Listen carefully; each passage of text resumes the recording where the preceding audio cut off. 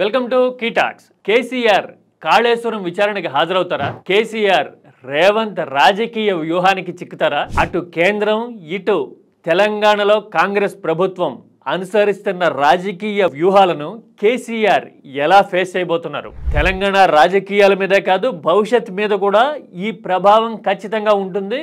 ఆ రిజంబ్లెన్స్ ఎలా ఉండబోతుందో ఈ వీడియోలో మనం చూద్దాం.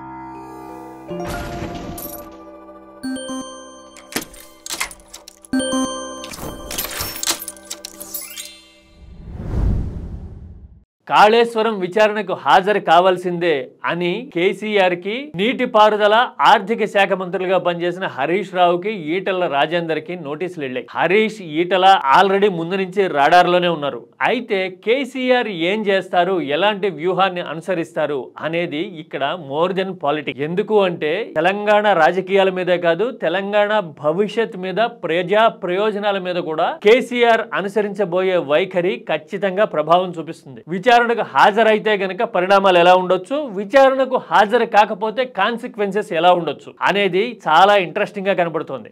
మీరు ఎన్ని నోటీసులు ఇచ్చినా, ఎన్ని డ్రామాలు ఆడినా అవన్నీ కూడా తప్పకుండా దూది పింజల్లాగా తేలిపోతాయనే మాట కూడా తప్పకుండా చెబుతూ, నిజానికి 2023 ఎన్నికల్లో ఓటమి తర్వాత అరెస్టులు, విచారణల విషయంలో కేసీఆర్ గుంభనంగా వ్యవహరిస్తూ ఉన్నారు. ఆఖరికి కూతురు కవిత అరెస్ట్ అయినప్పుడు కూడా కేసీఆర్ ఎక్కడా మాట్లాడిన దాఖలా కనపడలా. అంటే సరైన సమయం వచ్చినప్పుడు ఈ విధానాలు, ప్రత్యర్థులు అనుసరించిన వ్యూహాలు అన్నిటి మీద ఒకేసారి వన్స్ ఫర్ ఆల్ మాట్లాడాలి, తిప్పికొట్టాలి, అడుగు వేయాలి అనేది కేసీఆర్ వ్యూహం అని అర్థమవుతోంది. ఒకవేళ విచారణకు హాజరు కాకపోయిన పక్షంలో రేవంత్ ప్రభుత్వం ఎలాంటి వైఖరి అనుసరిస్తుంది అనేది రాజకీయాన్ని తక్షణం ప్రభావితం చేసే పరిణామం అవుతుంది. కేసీఆర్ విషయంలో దూకుడుగా వ్యవహరిస్తే గనక ఆల్రెడీ టెంపర్ లో ఉన్న బీఆర్ఎస్ కి మరింత బలాన్ని ఇచ్చినట్టు, కేసీఆర్ కి సింపతి, సెంటిమెంట్ రెండు తొడుగులుగా మళ్ళీ కాంగ్రెస్ తెచ్చిపెట్టినట్టు అవుతుంది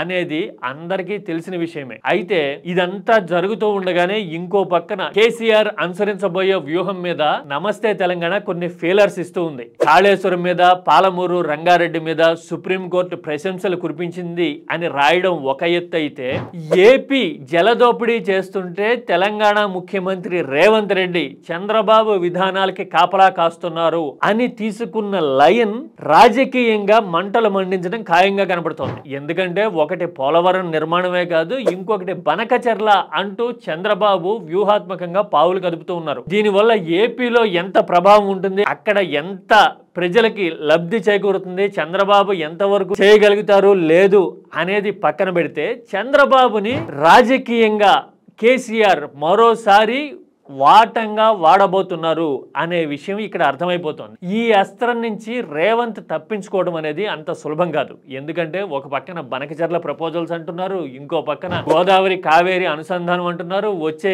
ఏడాది తమిళనాడులో ఎలక్షన్స్ ఉన్నాయి. ఇవన్నీ అయ్యేసరికి తెలంగాణలో 3 ఏళ్ల పరిపాలనా కాలం అయ్యేపోతుంది. ఈలోగా మేడిగడ్డ లాంటి రిపేర్లు జరగకపోతే, ఆల్రెడీ కట్టిన బరాజుల నుంచి కూడా నీరు విడుదల చేసే పరిస్థితి లేకపోతే గనక ఇటు రాజకీయ వ్యూహం, అటు జనంలో వచ్చే రెస్పాన్స్ రెండూ కలిసి కాంగ్రెస్ కి సవాలు విసరడం ఖాయం. మీరేమంటారు? This is కీటాక్స్ for